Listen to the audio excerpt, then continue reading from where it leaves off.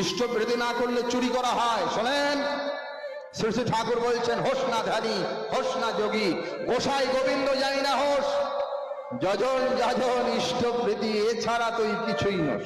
মানে যত বড় সাধক মহাপুরুষ হন না কেন, ইষ্টবৃতি করতে হবে। হ্যাঁ, আপনি যেমন ভাবে করতে পারেন আপনার গুরুদেবের বলা অনুসারে। ইষ্টবৃতি মানে কি? ইষ্ট মানে ভগবান, মঙ্গল, আর ভৃতি মানে তার ধরন, তাকে নিবেদন করতে হবে।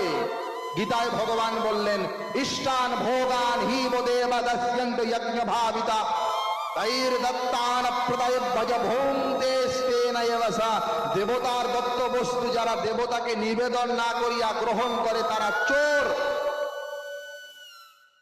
আর গীতায় আরেকটা জায়গায় নবম অধ্যায় কৃষ্ণ বললেন, যৎ করোষি যদস্নাসি যৎ জুহোষি তদাসি যৎ তপস্যসি কৌন্তেয় তৎ কুরু সম্মদর্পণম। যাই খাও, যাই হোম করো, যাই তপস্যা করো, আগে আমাকে দাও।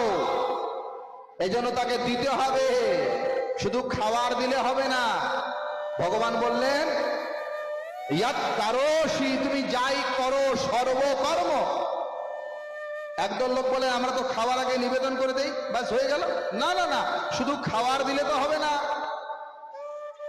খাবারটা দিতে হবে, ঠিক, এটাও ঠিক, কিন্তু ওইটুকুর মধ্যেই সীমাবদ্ধ নয়।